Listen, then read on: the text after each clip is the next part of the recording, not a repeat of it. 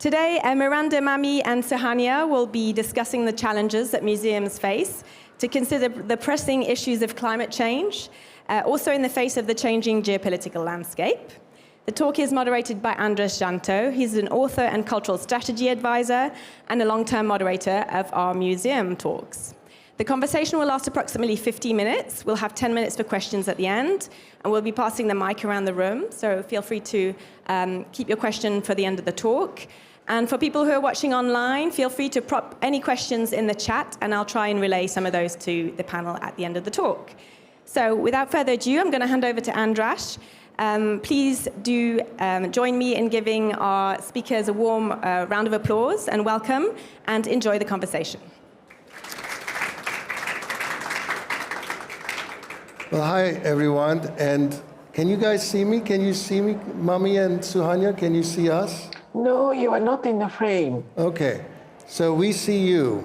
So we're, kind of getting used to this way of doing things. Okay. But it's lovely to see all of you. Hi there. I know a lot of our audience is joining us online and, in the future online.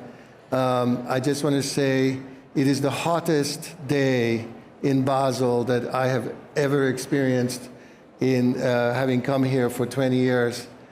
And maybe that's an interesting data point for us, or a good starting point for our conversation. And it's actually very nice to be in this moderately air-conditioned space that we're sitting in. Thank you, Emily, and your team for having us, and the whole Art Basel team. This has been a spectacular Art Basel. I have to say, it's really nice to have people at the show. We're here to talk about what museums are doing to address the climate crisis. And I wanted to start with a quote. Some of you might recognize it from recent press, and the quote goes, "There are people who are destroying the earth. All artists think about the earth. That's why I did this. Think of the planet." This was, of course, these were the words that were uttered by a climate activist a few weeks ago when this person smeared cake on the Mona Lisa at the Louvre, or rather on the bulletproof glass in front of the Louvre in Paris 3 weeks ago. Some of you might have seen it in the newspapers. It's probably not the kind of action that we were thinking about when we decided to do this panel a few months ago. But it does, I think, point to two very important framing assumptions. One is saving our planet is a pretty huge priority, and people feel very strong about it, especially people in the younger generation. I'm looking at the audience today. Good luck growing up with this emerging climate. The second is that the museum, as a public institution, is incredibly well suited to spread this message. Maybe not by putting, cake on the Mona Lisa, but it is an institution that people pay attention to.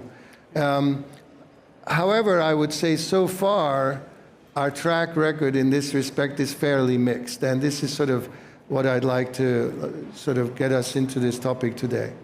Now, when we were thinking about the topic of doing a climate change-related discussion 6 months ago, it was pretty obvious that this is a topic we have to tackle.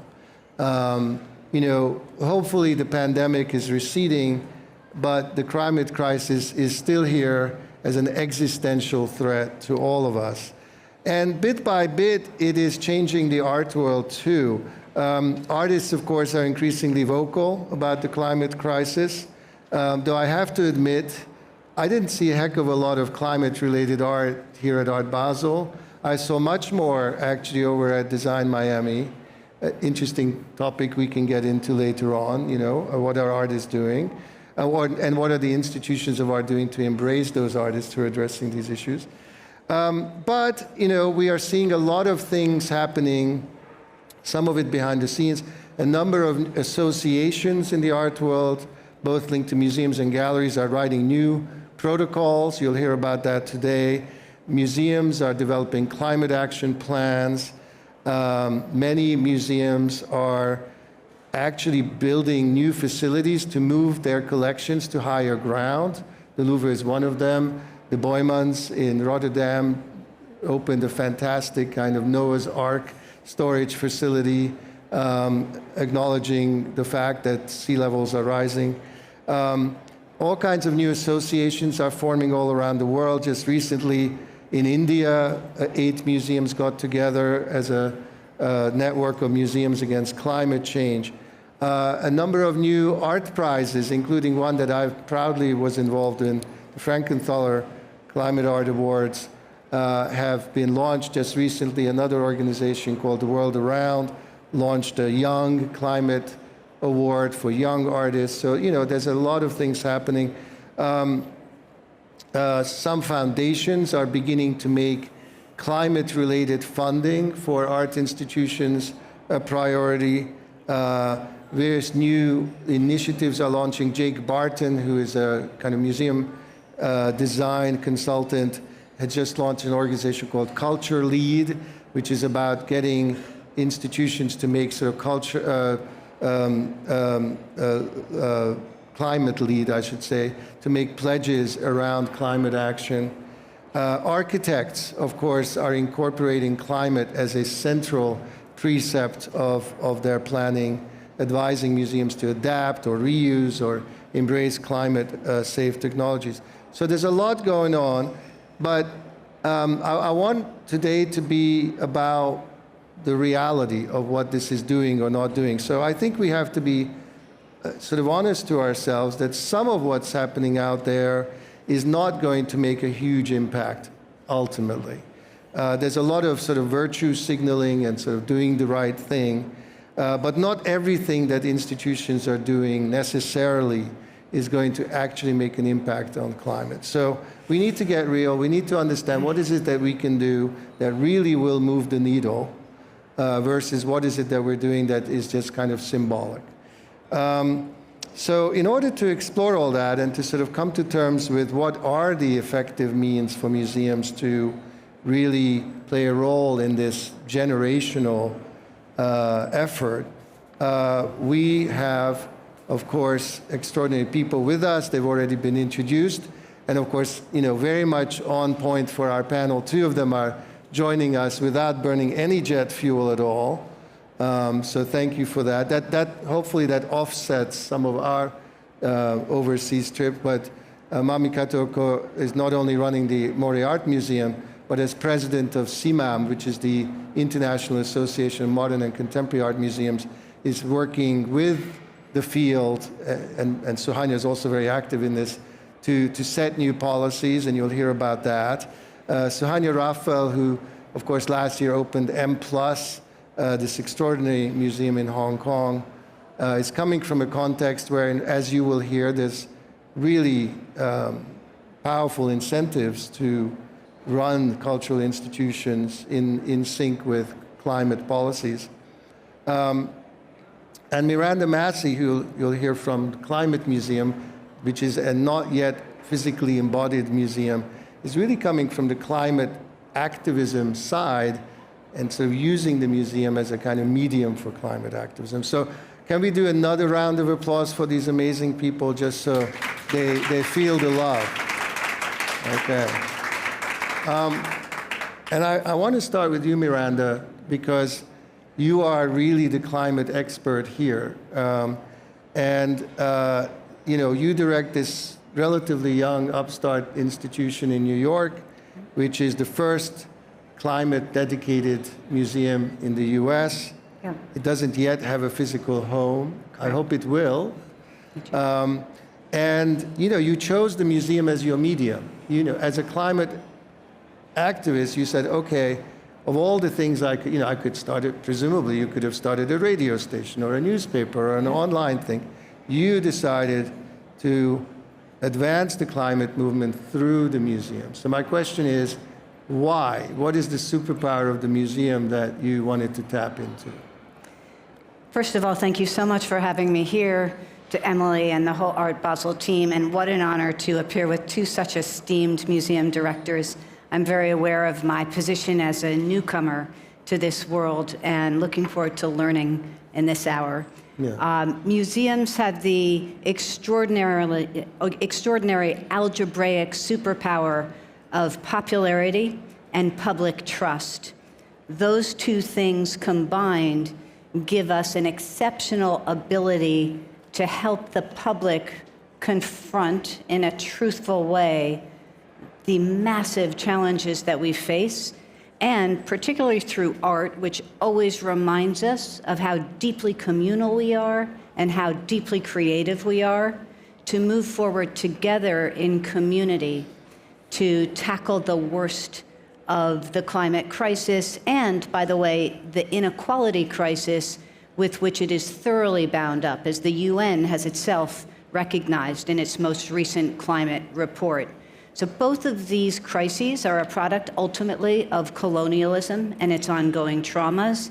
We need to understand them in those ways. Museums can help us do that. Art programming, in particular in museums, has a special transformational communal power. And I must say that the intuition that led to the creation of the Climate Museum has been surpassed by the experience of watching visitors, most of whom in the United States, where we're located, are both very anxious about the climate crisis and totally silent about it, not even speaking about it with friends and family members. 63% of the adult US population freaked out and silent. Museums are an extraordinary tool for building civic engagement, and that will give us the public culture that we need to support actions at scale. And I want to go back to your Helen Frankenthaler Awards, Andras, because I'm so grateful to you for initiating those and to the foundation for creating them for two reasons, and I'll be brief. The first is that climate philanthropy is failing to mobilize climate arts and cultural work properly. So first of all, only 2% of global philanthropy goes toward climate work of any variety. Stop and think about that for a moment. How do you explain that to the friendly Martian sociologist who comes visiting and wants to understand what our social priorities are? 2%, nuts. Within that 2%, essentially none of it, until recently, is going toward any aspect of cultural work on climate. Then the second thing I want to say, and I want to offer this as a provocation, but with a spirit of generosity, is that reducing the footprints of our institutions is absolutely necessary. It's positive. I want to recognize very sincerely that it is a break with business as usual and difficult to execute, like all breaks with business as usual, but it is the floor. It is the minimum necessary thing that we must do. We need to use where our real power lies, which is in cultural and civic transformation, to help our visitors deal with what they're facing and to move the culture forward. So if we're not inflecting our content, which is where we really live, right? We're not mostly physical spaces. That's a huge part of where we spend our time, energy, and money, right? But we're not mostly physical plants. We're not the power grid.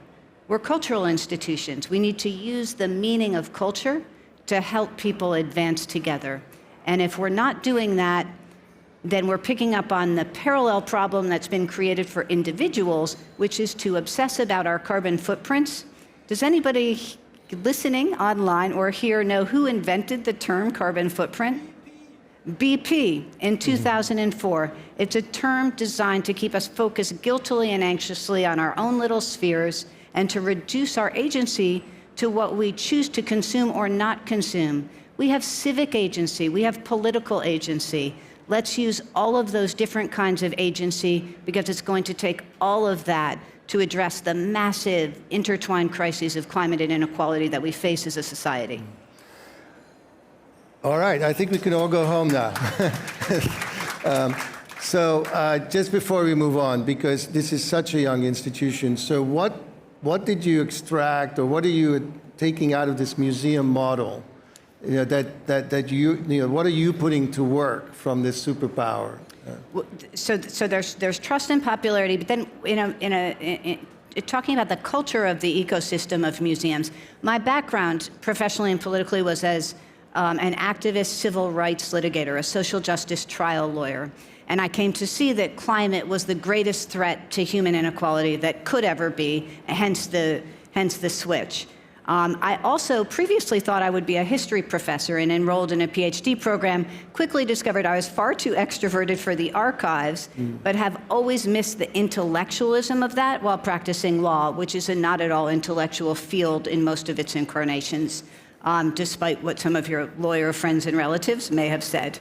The museum terrain is profoundly intellectual and dedicated to critical inquiry, but unlike the academy, so public-facing and so concerned about how we communicate complex ideas in an accessible and non-alienating way. I'm of course not saying that anybody, including the Climate Museum, does that well enough, consistently enough, but those two focus points of understanding deeply and communicating clearly are profoundly compelling as a combined tool. Great. Well, we'll come back to a lot of this, but I want to now bring in Sohanya next. And by the way, we've already coined an amazing term, algebraic superpower. You know, we have algebraic superpower. I want a T-shirt with that. And one person has algebraic superpower is Suhanya, because having only just recently opened her museum, they're already bringing in hundreds and hundreds of thousands of people to M+, this great new museum, which is, of course, Asia's first global museum of modern and contemporary visual culture, emphasis on visual culture, not just art, visual culture. And it's, of course, an anchoring institution of the West Kowloon Cultural District since 2016. And Sohanya, of course, is also very active in CIMAM, the Basel group, all of these museum associations. So she really has her finger on the pulse of how the field is thinking. So Sohanya, I just want, first of all, to just get a sense of, as a brand new institution, also in a big new physical building, how does an institution like M+ address the climate crisis, sitting, of course, next to the water in a harbor city? I understand you're subject to very stringent climate regulations, but take us inside of that a little bit, if you can. Thank you. I also just want to acknowledge that it's great to be talking about this very topic in a context like an art fair as well, and which is so transactional. Whereas I think in the museum world, our relationships are much more complex, and our civic duties and responsibilities structure those transactions as well. But I think it's also, I just want to go back to the symbolic. You know, Andras, you said it's not enough to be just symbolic, but I think one has to also be symbolic. And one of the first things that I did when I took on M+ was to put together a strategic plan in which, you know, we had to execute and deliver a very ambitious institution for Asia. And within that framework of a strategy was one of our 4 pillars was sustainability. And sustainability is defined not just in terms of, across a whole range of thoughts that include climate and environmental sustainability, financial sustainability. Our own staff and institution cannot function without sustaining our people and our audiences, you know, so that this is an interlinked set of ideas and proposals in terms of building the institution. So that was symbolic, and it has informed how we move forward. And that's been very important. It's been important in terms of how we shape our programs, our exhibitions, our voice, you know, how we speak. And when we structured the institution online, you know, our digital work, we have very clearly made a sustainability statement that talks about aspiration. So, you know, the symbolic is as important as the concrete. And one of the key parts of the concrete actions is that, you know, we've enacted some of the museum-based sustainability material changes, whether it's about how long you keep an exhibition up, how you don't build and break your internal exhibition walls just because it's very, very bad practice to do that. We've thought about the relationship between conservation, objects, conservation, environment, and managing an environment that is highly humid and hot. And it's the opposite of what conservatives want us to be, cold and dry. It's got to be a 50% relative humidity. So we've begun to expand on what that means. We also worked so closely with our architects, who are the great architects based in Basel, Herzog and Miranda, on ensuring that we have this huge 65 square meter institution, but within that, the 33 galleries are where we control our environment, and all the interstitial spaces we don't, so that we could start to limit the use of air conditioning and humidity control, the energy consumption. This is linked again to our own funding. So I was telling Andras earlier that, part of getting our funding, we have to achieve ESG, clear ESG markers. The loans that have come through for the West Kowloon Cultural District have these ESG is integral to that loan. So, this is absolutely concrete. We need to be able to talk about our emissions, but at the same time, sustainability is also structured around accessibility, inclusion, diversity. This is as important as how we think about climate and climate action, because well-being is intensely important, especially given the pandemic that we're just walking through, and certainly in Hong Kong still grappling with, and what that means. So we have very clear structures. I would add that another clear, concrete action that we've done in relation to sustainability is to implement research projects driven out of curatorial. And this is a research project that also has 4 pillars, but one of them is ecology and sustainability. And we ask those questions: how are artists and makers responding to and shaping how we live in response to the climate emergency? So we're looking at that in relation to, say, manufacture and consumption, but also urban ecology. Is smallness the future? And learning from tradition. So these are the themes that are structuring how we respond as an institution through research, which will be applied to exhibition making and program making. So I'll stop there.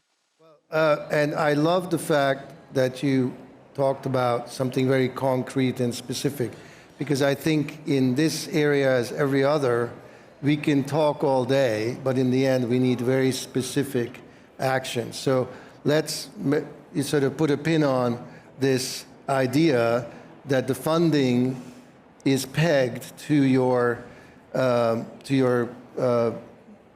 emissions score. So can you just for 30 seconds explain to me what that conversation looks like with your funding agency? What kind of data do you have to provide to them to unlock the funding? Yeah, so it's absolutely concrete. And I think it's the first time that we've had any cultural institution that has loans and funding linked to ESG KPIs. So we have to mark out our emissions and how we physically reduce. And that is also means travel. How do we reduce our travel? How do we manage freight? Travel in the museum world, the biggest travel bill is our freight bill for moving art around. How do we share that? If we're going to share it, how do we share that? Then we also look at accessibility and inclusion. We have to have a certain number of programs that ensures accessibility. We have to demonstrate inclusion and diversity. And that's a KPI that we set with our board and then report against. It's concrete. And I think that's kind of really interesting. I haven't seen any of this in the US. Let's move on to Mami, who has been patiently waiting. Can we bring Mami back on the screen here? There she is, waving at us. Hello. Every time I see Mami, I remember the fact that my last major trip internationally before COVID was actually to Tokyo, and I was supposed to attend the gala where Mami was being introduced as the new director of the institution, the Mori Museum, where she has already been working, but she'd just been made director. And on that morning of the gala, it was canceled. And it was such a powerful moment to me of like, uh-oh, this thing is really for real.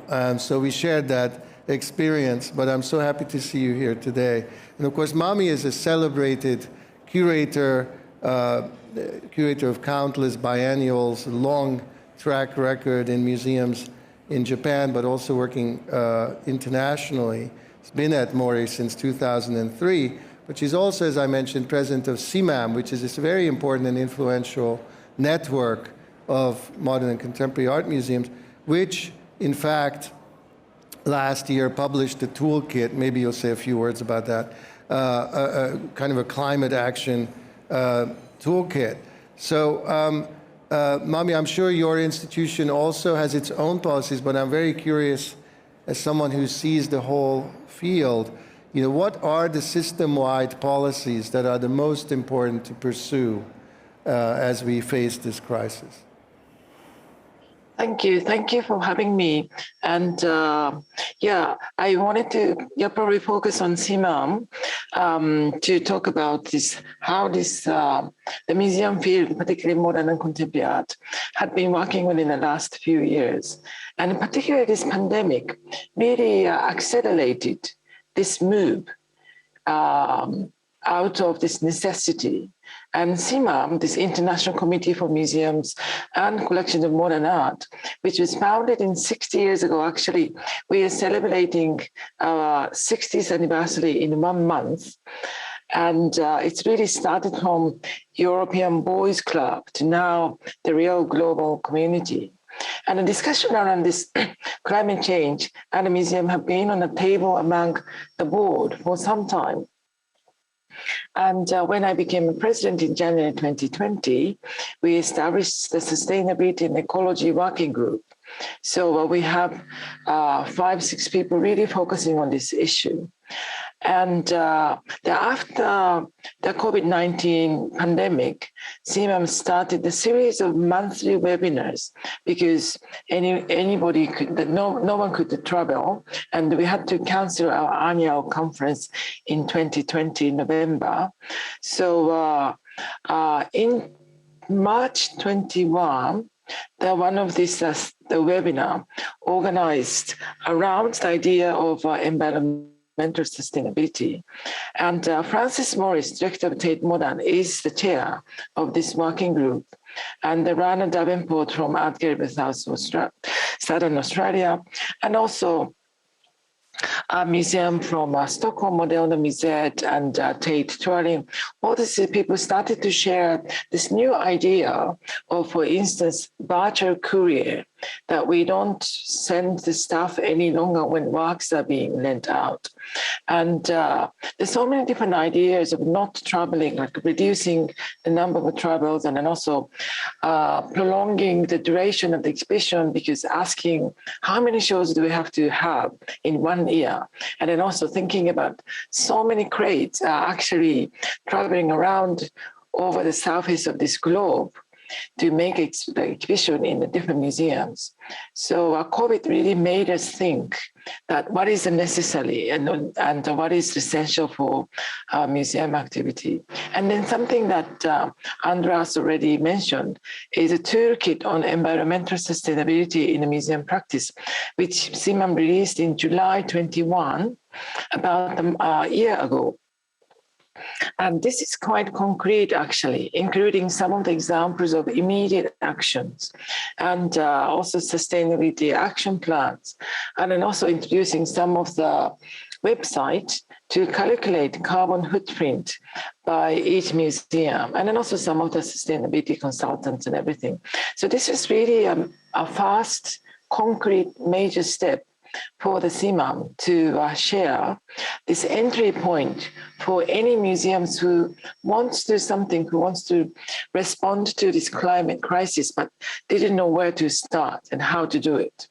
So I think a toolkit had like a great response from different media.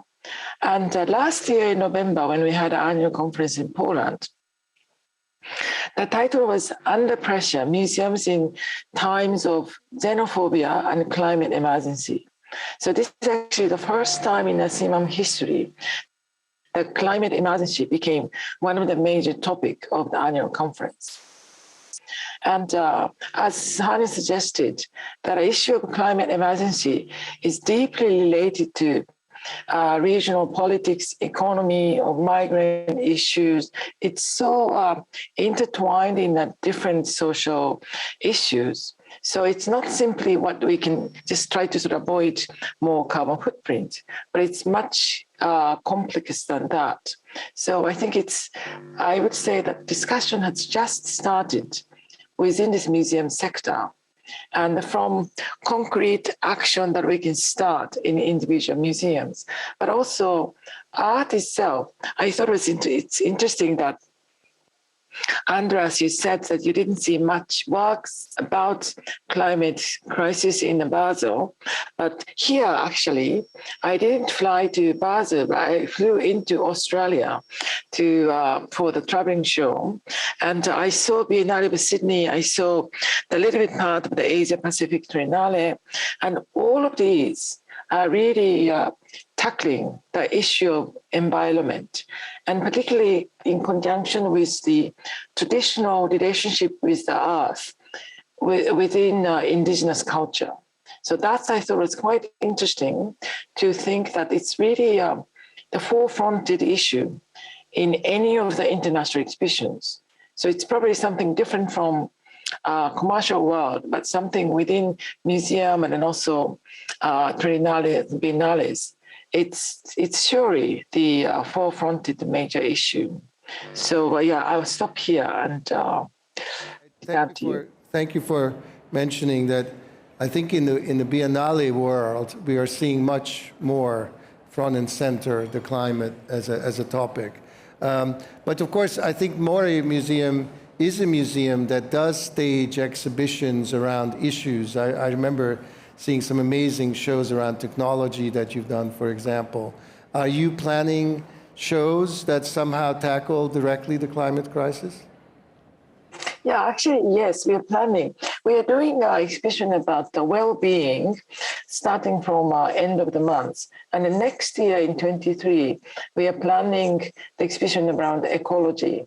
So now we are doing a research of how many ecology shows are actually happening around the world.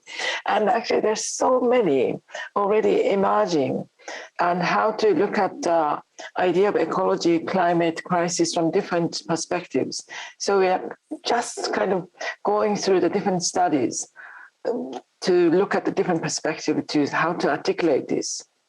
Great. Well, some themes are really emerging here. I mean, I think we all understand that I think museums feel this responsibility. I think there's a real movement in the field to understand how to both make the museum itself sort of a good citizen, but also deploy the museum as a public institution to mobilize. I think a very key point here is, which clearly museums understand, it's not just climate, it's migration, it's cultural sustainability, it's inequality, it's all of those issues that in fact museums love to talk about are intertwined with climate, which seems to me it presents a great opportunity, Yes. curatorially speaking. And I think another theme that we heard a little bit from Suhanya is the idea of the museum as knowledge generator, that the museum can be a site of research or development of know-how and new ideas feeding into this global discussion. And lastly, I think an important thing we're hearing is the incredible important role of the funder, whether it's a US-style private foundation or a government funding body, enormous power to shift the field and to incentivize the field to act. So with all of that in mind, I want to quickly explore a few questions. Before we move on from the art, Mami, you started talking about art. I mean, just in 1 minute, give us a sense. I mean, there is a history here, isn't there? I mean, there's a lot to build on. There's a lot of artists. I mean, I think you did a show with On Kawara. I mean, who have addressed this issue. Can you just talk a little bit about that and how this is not really all new for us? Yeah, I think it's interesting to look back the historical relationship between artists and this climate issue. And yeah, the artist that I was talking with, Andras earlier, was On Kawara, who made this telegram series called I Am Still Alive from 1970 to 2000. And he did not make anything, but used existing different countries' telegram series just to keep sending the sign of his presence. But also famous, something famous about his postcard series that he started to send. I woke up at 8 o'clock and I woke up. So those are the ones what we now call it mail art, which had been quite popular in 60s and 70s. And that's something reminded me during the COVID. What can we do with art without shipping crate or without producing anything, but just to conceptual approach as something became again quite fresh and interesting. So I want to throw out a couple of questions, and hopefully we get Sohanya back on the screen as well. We're all learning to, it's so funny, sometimes somebody disappears from the stage completely. Well, in terms of practical adaptations, you know, the unit that museums work with, the production, is the exhibition.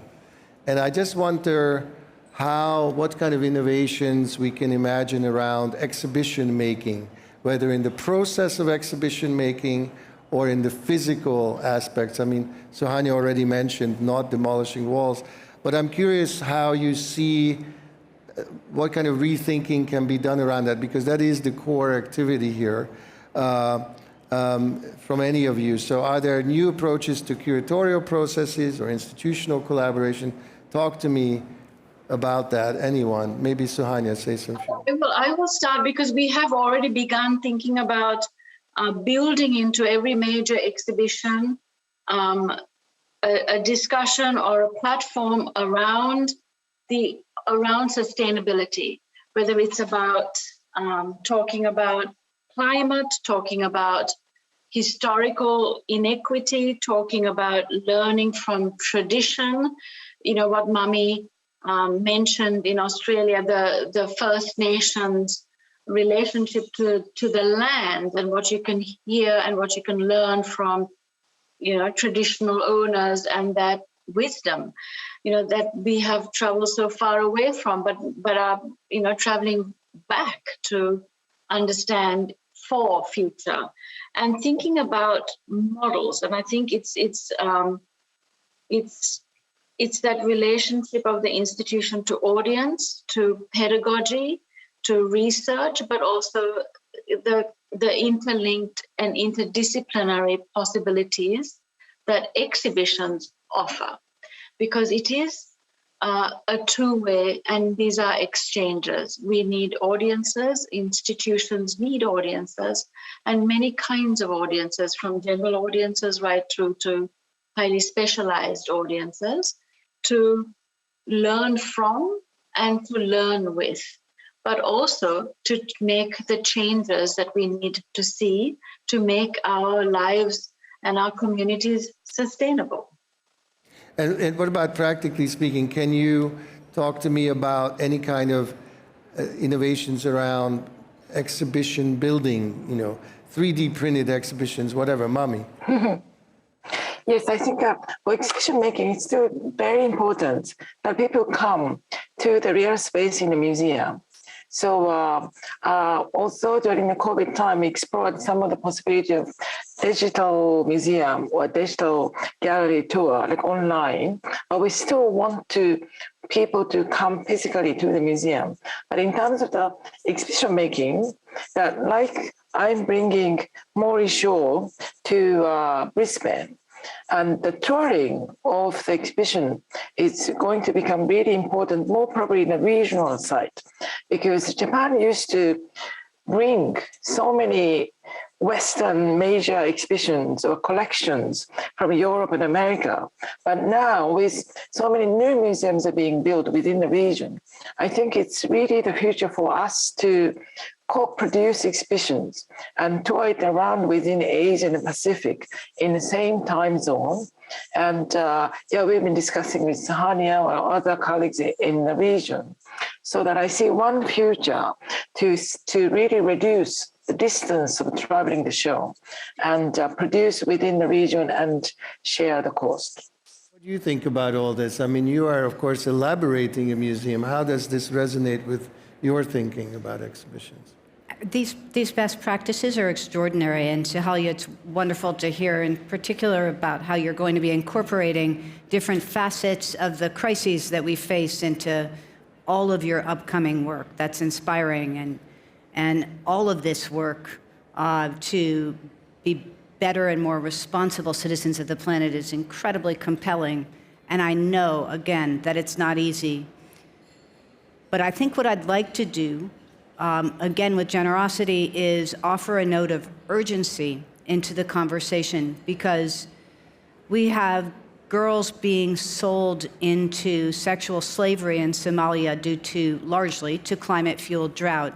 There were birds falling out of the sky in South Asia a couple of weeks ago from heat stroke. The climate emergency is, it's easy for the routines and the habits that we occupy to allow us to lose touch of just how urgent it is, in part because that's very unnerving and frightening. But if we focus on doing work that brings us together in conversation about how, as a community, we can move forward, people immediately feel very empowered by that. So I'm heartened to hear of this work. I agree, in the public sector, let's say, the amount of climate-focused content has exploded in the last couple of years. When I launched the Climate Museum, I had a couple of Google searches set up, and any given week I could have told you exactly what museums and what artist projects had launched. Forget it. We had a spreadsheet. It's impossible now. It's spreading like wildfire, but as you've indicated, Andras, the funding isn't there yet. Climate philanthropy has failed. And it's now on arts philanthropy to start to step up and provide a leadership role on this. So I think all of this is absolutely excellent.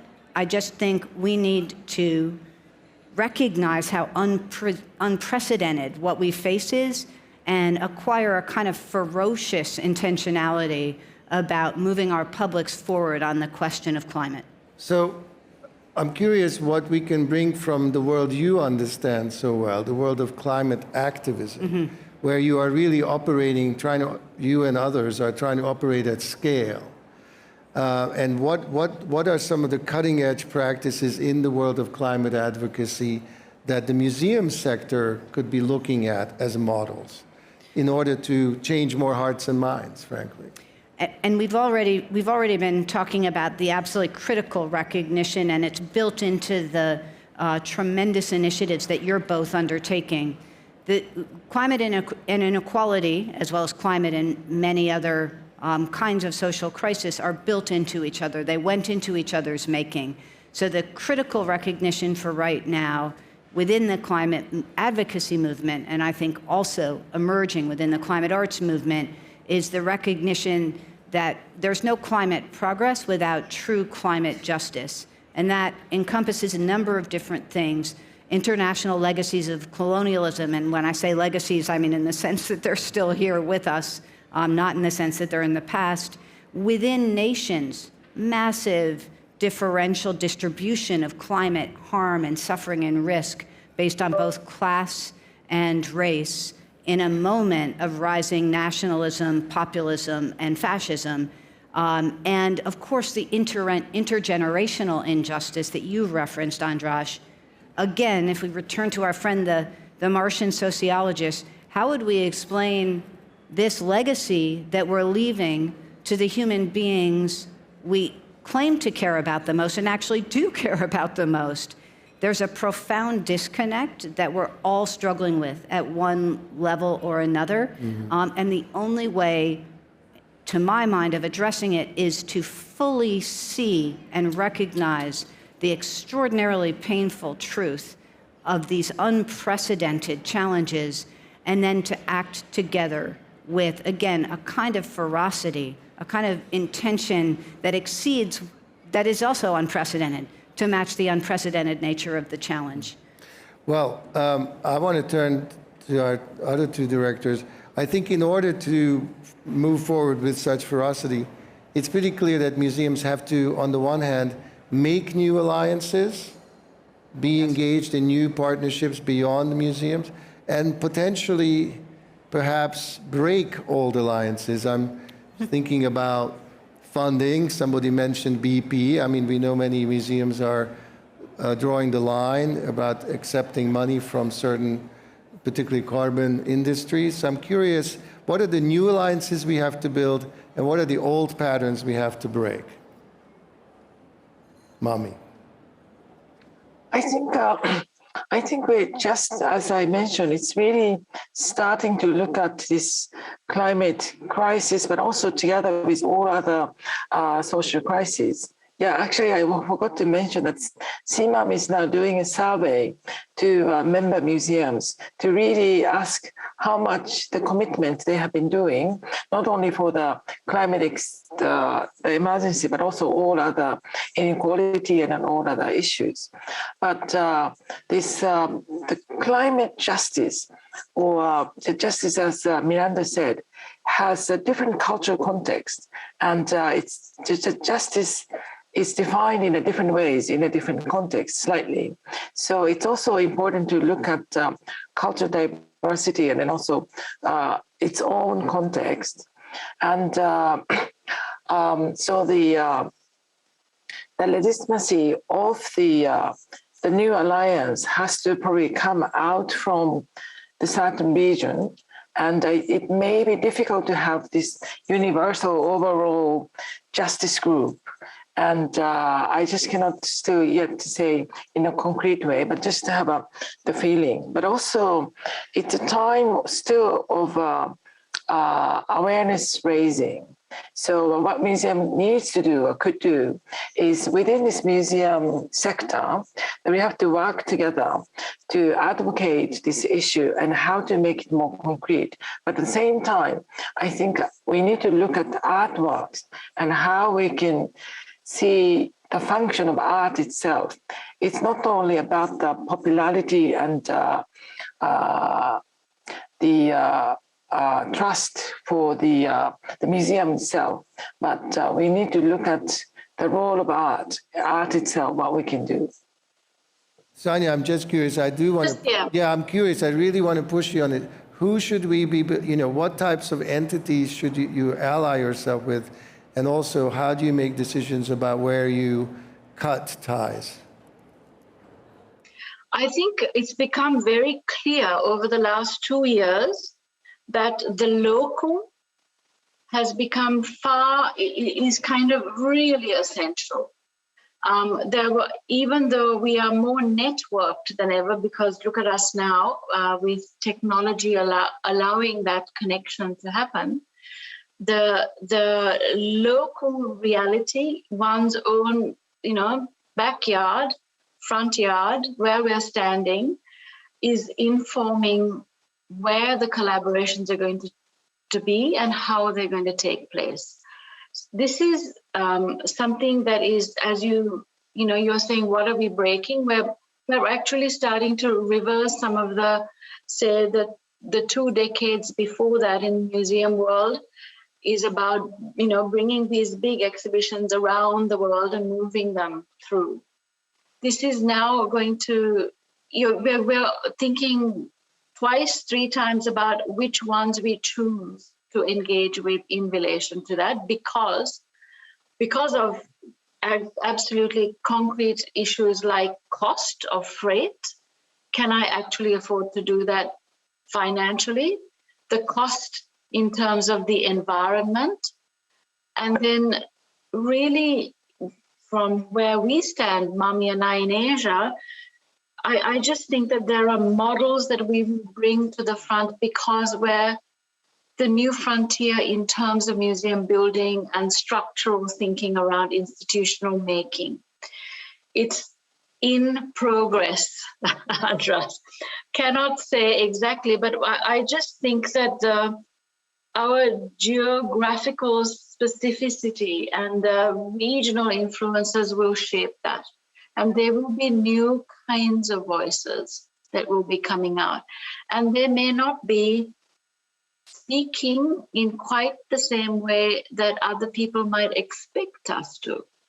But I think it's very important in this forum that the world learns to also listen. And dogma needs to be managed very carefully. I'm curious. Andras, yes, Andras, I just wanted to also add that talking about that what sort of alliance we need to cut, but talking about looking at the recent phenomena in the sponsorship that we are doing fundraising for the museums, the attitude has really changed from the simple philanthropy for art to, it probably relates to ESG, that what topic the museum is dealing with and what topic each exhibition is dealing with. So if it relates to SDGs and all these global social issues, then they're more eager to support. And so naturally, I think there'll be a shift of relationship with the business world as well. And all the new entrepreneur wanted to really support that kind of museum activities. Questions, ladies and gentlemen? Anyone? Or from Facebook? We have a Facebook question, and then the gentleman in the striped shirt, and then the lady behind. Yes. Lawrence? Okay. Yes. Yeah, there's lots of great comments and feedback on Facebook, and one of the comments was, I'm happy that women are leading the conversation today. So am I. So I wanted to ask you, do you feel indeed that women are leading the conversation about climate change?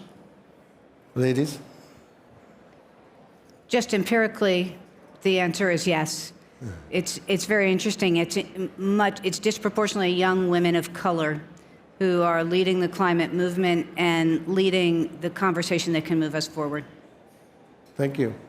Gentleman in the striped shirt, tell us who you are. Arthur Mason. I'm actually the Martian sociologist visiting. Fantastic. I'm an academic professor. Welcome to Earth. Yeah.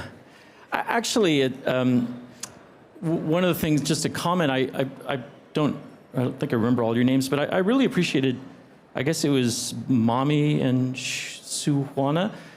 So one of the things I appreciated was your specificity in talking about what the role the institution does.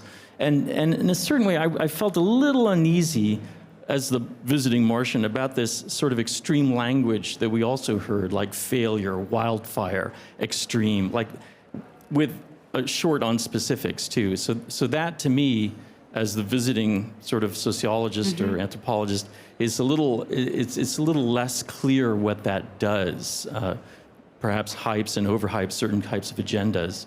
But one of the questions I have is, again, to the museum institutional directors, and going also back to this issue of BP sort of, coordinating beyond petroleum, the idea of carbon footprint. That's part of a what we would call a product defense industry that's been intact for many decades, and it's pretty aligned and producing particular kinds of narratives.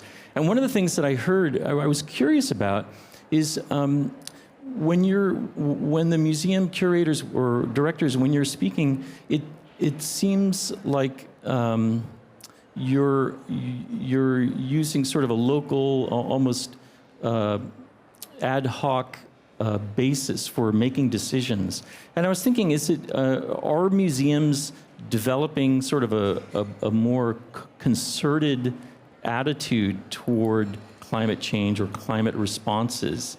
I see the thing here. Well, I'll leave it at that, because that was one of the things that I was curious about. Right now, when you're speaking, it seems like the decisions that are made on an institutional basis. But as you're sort of moving forward, is there a desire to connect with other institutions, and to sort of develop a museum, sort of global museum kind of network of responses to climate change? Mami, would you like to answer that as the president of CIMAM? Okay. Yes, certainly. I think this is the action for the climate crisis is not something one institution could do to lead it to some kind of result. And I think it's a global museum sector issue. And the CIMAM is only for the Museum of Modern and Contemporary Art. But ICOM is International Council of the Museum, including the Instrument Museum and the Classic Museum, History Museum. The ICOM is also having this sustainability working group now. So it's much, much larger issue of all kinds of museums in the world now. The lady behind, 2 horse behind, and then we're going to wrap up after that. Hi, Mami and Sohanya. It's Ilan here. I know both of you. Hello. Hi. I'm an artist. I'm showing in unlimited and featured sections. I'm from Sabah, Malaysian, Borneo, and the work I'm doing is on the border between the weaving mats, the idea that a mat is a shared platform, a stage. And I feel like I'm very far away from home in the context of Art Basel, but thrilled to be here.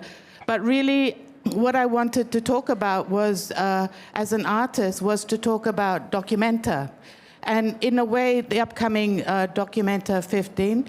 And I just wanted to make a kind of shout out of absolute solidarity with our friends at Rangrupa, who are leading this year's Documenta.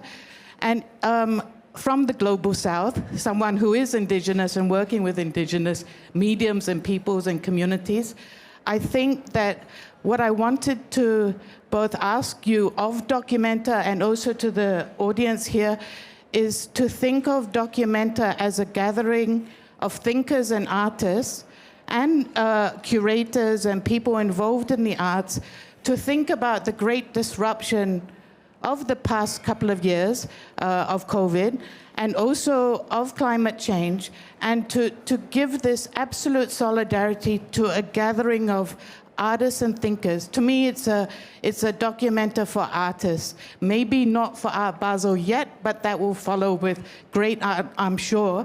But really, what I wanted to raise is a call for absolute solidarity for Documenta and the thinking that will be happening amongst art thinkers and artists gathered there, especially in their community form.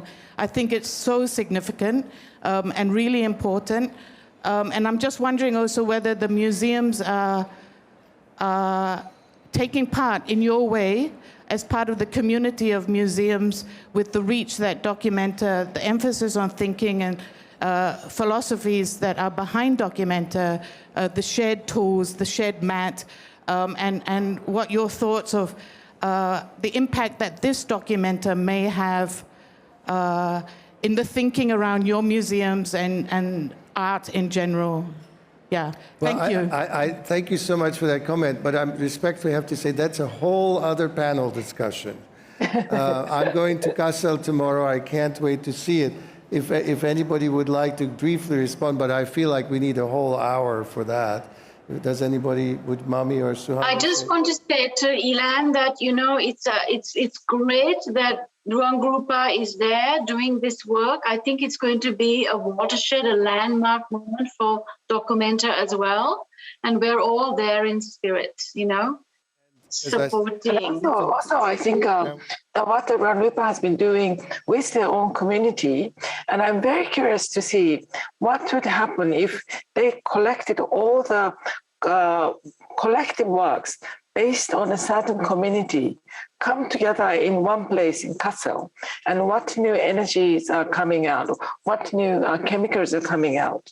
So I'm going to see it at the end of August. And as was stated previously, I think Biennales is where we see our topic much more alive and present. So I'm steering us now towards our final question. And I would say I'm not a Martian sociologist, but I am a Hungarian sociologist, which is very close. And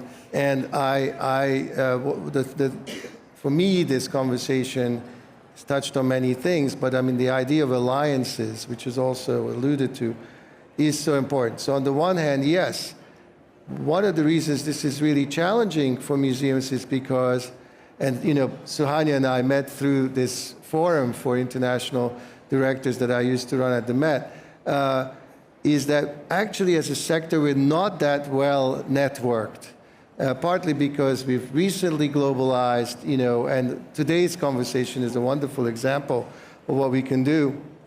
But there are a lot of missing mechanisms. And that's one set of alliances we need to work together, since clearly, whether you're in Japan or Hong Kong or Basel or New York City, the climate's the climate. The other alliance, which I think you saw a little bit on display here, which I think has very fertile possibilities, is the alliance between the museum sector and the climate activism sector. Mm-hmm. I don't think this is a particularly strong relationship. I mean, you're working on this frontier, but I don't see a lot of that dialogue, especially triangulated with what's happening in corporate world and corporate philanthropy. And I think there's a lot of work to be done, and I think these conversations push us in that direction. And with that in mind, I have a last question, and it's a hypothetical. And we're going to answer Suhanya, Mami, Miranda, okay? And it goes like this. So you are an advisory group that has been convened for a brand new museum. There's a new art museum that's being built. The funds are in place. There's $100 million in a bank waiting to be deployed. And it's already been raised from government and private benefactors. This institution is opening in 2 years. And the board and the city and the stakeholders have pulled you together, and they have decided to make climate awareness and action a core guiding principle of this new institution. It has to be absolute, it has to be designed for maximum impact, and they are willing to go off script. They're willing to do things differently. It's going to be a different kind of museum, and you are the advisors. And they've convened you. And so the question is, what is the one thing that you would insist that they have to do with this extraordinary funding in this extraordinary new institution? What is the one thing they have to do, Suhanya? They have to work with your local community of makers and designers and artists and so on. There's no question that the local has to be involved. But I would also say that the big shift that would take place is a shift around a museum. I always think is also about collection. And what does that collection mean in terms of forever and ever? And this is a conservation issue. And I would say we have to change the parameters of how we think about what forever means. Mami, what is the one thing that this institution has to do? I have to say two things. I think a contemporary museum is not really about the art itself, or art itself is becoming really about the whole world, including sociology, geography, climate, everything. So the museum needs to be a window to the world of everything. But at the same time, we also need to look at our global network alliances that we have been talking about. So museum, one institution cannot exist as its own existence. We always have to feel that we are a part of the larger cosmology, or a part of the larger network. So having this your community in mind, but also how can you also always think that you are part of the larger network? Well, thank you very much. And the rule of museum directors is there's always at least two answers to one question. So thank you very much. Miranda, you get the last word on this. What would you advise that this new institution do, other than shift all their funding to help you build the physical climate museum? My advice for this new museum would be to orient toward the extraordinary power that the arts have to serve as a soft invitation into inclusive civic action on climate. And I agree with the focus on specifics. I haven't gone into the weeds on how we do our work. There are some booklets here for those who are here in the room. Please feel free to take one. I'm delighted to have side conversations about the mistakes that we made and what we've learned about using art as a platform for climate engagement, and would love to discuss that at a high level of specificity with anyone. But orienting toward that superpower is the key in my book. And since I'm allowed a second answer, it sounds like, implicitly by you. Absolutely, it's the rule. I want to note that Camilla Tom at the Natural History Museum in London has started an international coalition. It's Eurocentric for certain, but it is also developing a robust international quality of museums in the science and natural history sector. It's called People and Planet. I also just came from Barcelona, where there was a future-oriented museums convening that was very robustly international. So it's exceptionally important to have local knowledge and diversity of that kind, as well as within the communities we invite into our walls. But we can build within the international arts museum sector, I believe, even as a newcomer, that same kind of extremely vibrant, supportive, and engaged international community of arts-focused museums looking to mobilize these extraordinary gifts that we have to help the public confront what we face. Well, and with that, there's clearly a lot of work to do. Let's head back out into the sweltering climate-induced heat of Basel. But thank you very much to our speakers, and here's to framing new alliances to address this most urgent of challenges. Thank you very much.